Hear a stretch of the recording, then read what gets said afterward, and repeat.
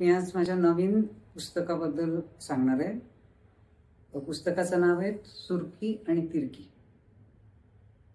या दोघी मैत्रिणी आहेत आणि या दोन मैत्रिणींची आणि त्यांच्या आणखीन एका मैत्रिणीची अशी तिघींची ही गोष्ट आहे।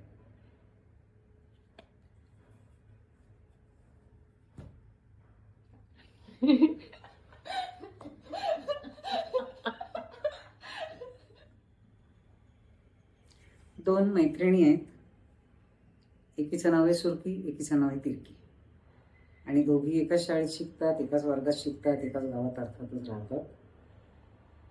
त्यांना अजिबात एकमेकींशिवाय चैन पडत नाही आणि अशा दोन मैत्रिणींची एक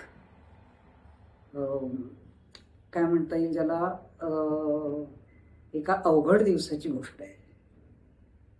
अवघड का तर त्यांची मैत्री त्याच्यामध्ये दुसऱ्या कोणालाही जागा नाहीये आणि ती जागा घेणारी आणखीन एक तिसरी मैत्रीण त्यांच्यात येते। अशा त्या तिघींची ही गोष्ट आहे। मी सगळी सांगत नाही कारण मग पुस्तक वाचण्यातली गंमत जाईल, पण ही गोष्ट सुचायला मला काही फार वेळ लागला नाही कारण बहुतेक सगळ्यांना हा अनुभव येतोच की आपली कोणाशी तरी मैत्री असते, आपल्याला असं वाटतं की आपल्याशिवाय दुसऱ्या कुणाशी त्या मैत्रिणीने खेळू नये, कुणाशी बोलू नये, कोणाबरोबर कुठे जाऊ नये, आपल्याशिवाय काही करू नये। आणि मग कोणीतरी असं तिसरं आलं की मग जो काय त्रास होतो तो सगळ्यांनी अनुभवलेला असतो आपण। तर त्यामुळे त्या अगदी ओळखीच्या अनुभवाची गोष्ट आहे हे ते पुस्तक। आता ह्या दिसतातच आहेत दोघी जणी। मी जरा मोठं चित्र दाखवते। ही सुरकी आणि ही तिरकी, दोघींचे एकत्र चाललेले उद्योग याच्यामध्ये दाखवले आहेत। काय काय करतात त्याचे, एका छोट्याशा गावामध्ये राहत आहेत, त्या गावामध्ये काय काय उद्योग करतात, सगळ्या गावाचं त्यांच्याकडे लक्ष असतं। कुठं जातात, काय करतात, वेळेवर घरी परत येतात की नाही। तर त्यामुळे त्याचं चित्र काढायचं नाही, गावातली सगळी माणसं त्यांच्याकडे लक्ष ठेवून आहेत। कोण कुठे गेली, कोणीतरी शोधत आलं की त्यांना एक बरोबर माहिती असतं प्रत्येकाला की आज ती काय बागेत असतील, आज काय शेतात असतील, मग काय तळ्यामध्ये असतील, एखाद्या तळ्याच्या काठी खेळत असतील। ही त्यांची शाळा पण आहे। तर अशी एक कल्पनेतली पण तरी सुद्धा खरी अशी एक गोष्ट आहे। हा त्यांच्या शाळेचा वर्ग आहे। मला ना छोट्या छोट्या गोष्टी काढायला खूप आवडतं। त्यांचा वर्ग आहे, त्याच्यात किती मुली आहेत, ही मुलींची शाळा आहे त्यामुळे त्याच्यात फक्त मुली आहेत। मग त्यातली प्रत्येक मुलगी कशी आहे, तिचे कपडे कसे आहेत, ती उठते कशी, तिचे केस कसे आहेत, ती काय करते, काय करत नाही, काय आवडतं काय नाही, हे सगळं त्याच्यातनं दिसायला पाहिजे असं मला वाटतं। आणि म्हणून मी खूप वेळ त्या चित्रांवरती घालवते।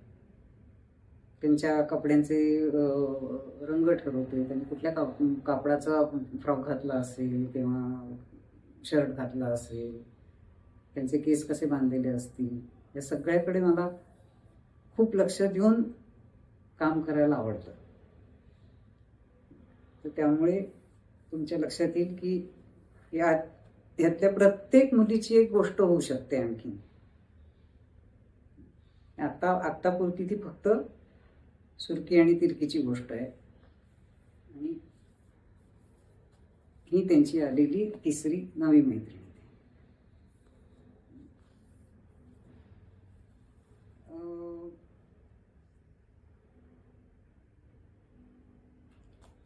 पुस्तक कसं लिहिते मी, आधी लिहिते की आधी चित्र काढते? तर मला वाटतं की दोन्ही होतं। म्हणजे मी थोडंसं आधी लिहिते, मग थोडंसं चित्र काढून बघते, मग चित्र काढलं की असं वाटतं नाही नाही नाही त्या शब्दांमध्ये काहीतरी बदललं पाहिजे, गोष्टीमध्ये काहीतरी बदल केला पाहिजे, मग तो बदल करते। तो बदल केल्यावर असं वाटतं की अरे मग आता हे चित्र आधी असं काढलं तर असं नाही काढून चालणार, ते आता बदलावं लागेल। असं करत करत माझी गोष्ट हळूहळू हळू गोगलगाईच्या गतीने अशी पुढे चाललेली असते. आणि ती गोष्ट करताना मला जितका आनंद होतो त्याच्या तितका आनंद मला ते पुस्तक पूर्ण झाल्यावर मी त्याच्याकडे बघतही नाही. मला पुस्तक तयार करताना खूप आनंद मिळतो आणि नंतर मी ते विसरून जाते, नवीन काहीतरी करायला जाते. पण जेव्हा ते तयार करत असते तेव्हा मात्र मला, म्हणजे मी नेहमी असं सांगते की मला काम करायला सुरुवात करताना खूप त्रास होतो. म्हणजे मला माझी तयारीच होत नाही की आता आपल्याला कामाला सुरुवात करायची आहे. दिवसचे दिवस मी आपली त्याच्यावरती विचार करते की आज करूया ना काम, आज सुरुवात करायची लिहायला, आज सुरुवात करायची चित्र काढायला म्हणून. आणि मग काहीतरी कारण काढून मी ते पुढे टाळत राहते सारखी. एक दिवस मात्र असं वाटतं की नाही, आता अगदी काम केलंच पाहिजे, काही कारण द्यायचं नाही आता. मग मी एक कागद माझ्या ड्रॉइंग बोर्डवरती लावते, त्याला 4 बाजूला पिना लावते, ठेवते आणि म्हणते की किती काम केलं आज. मग दुसऱ्या दिवशी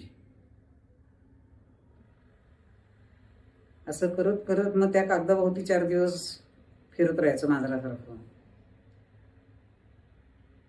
आणि मग एक दिवस पहिली रेघ काढायची, मग ती खोडायची, मग दुसऱ्या दिवशी ती पहिली रेघ तिला आणखीन काहीतरी थोडं वाढवायचं. असं करत करत खूप दिवस माझं या गतीने काम चालू असतं. आणि एक दिवस कधीतरी मला असा येतो की मला लक्षात येतं आपल्याला पाहिजे ते सापडले, आपल्याला पाहिजे ती सुरकी अशी दिसली पाहिजे, तिरकी अशी दिसली पाहिजे, ती अशी दिसली पाहिजे की तिच्या कपड्यातून, तिच्या उभं राहण्यातून, तिच्या डोळ्यांमधून, तिचे केस कसे असतील त्याच्यामधून तिचा स्वभाव कळला पाहिजे, तिच्या आवडीनिवडी कळल्या पाहिजे, तिच्या कसं बोलत असेल ते कानाला ऐकू आलं पाहिजे, ती सगळ्यांशी कशी वागत असेल, घरात कशी वागत असेल, बाहेर कशी वागत असेल, काय बोलत असेल, हे आपल्याला आपोआप ऐकू आलं पाहिजे. असं जेव्हा ते ऐकू येतंय असं मला वाटतं त्यावेळेला मग मला असं वाटतं की हां, आता गोष्ट पुढे सरकवायला हरकत नाही. आणि मग एकदा का ते सापडलं की मग ते पूर्ण झाल्याशिवाय मला शेवट पडत नाही. तर अशी माझी चित्र काढण्याची आणि पुस्तक लिहिण्याची पद्धत आहे. त्याला काही शिस्त नाही आहे, मी अगदी बेशिस्त बाई आहे. कधी कुठली गोष्ट वेळेवर सांगितल्याप्रमाणे त्या त्या तारखेला वगैरे असं करण्याची सवय नाही. लांबत लांबत जातं आणि मला माझं जेव्हा समाधान होतं तेव्हा मी ते झालं आता असं समजून मी ते प्रकाशकांकडे देऊन टाकते. त्यामुळे मला वाटतं की ही माझी काम करण्याची साधारणपणे पद्धत आहे. त्यामुळे माझ्या हातनं काम कमी होतं. खूप व्हायला पाहिजे ते खूप होत नाही, कारण माझं समाधानच लवकर होत नाही. ते समाधान झाल्याशिवाय मला ते प्रसिद्ध करायला आवडत नाही, मुलांना द्यायला आवडत नाही हातामध्ये. मला असं वाटतं की मुलांच्या हातात पुस्तक द्यायचं ते त्यांना आनंद वाटेल, त्याच्यामध्ये त्यांना काहीतरी नवीन पाहिल्याचं वाचल्याचं एक समाधान मिळेल, पुन्हा पुन्हा वाचावंसं वाटेल, असं काहीतरी आपल्याकडनं व्हायला हवं. आणि ते जोपर्यंत मला वाटत नाही, तसं माझं मला वाटत नाही, तोपर्यंत मी ते मुलांच्या समोर नेत नाही. कारण मुलांसाठी काम करणं मला फार महत्त्वाचं आणि जबाबदारीचं वाटतं. ते कसं तरी केलं, काहीतरी केलं, मुलांना काय कळतंय असं म्हणून केलं तर ते बरोबर नाही आणि मला ते अजिबात आवडणार नाही. त्यामुळे अशी माझी काम करण्याची पद्धत आहे.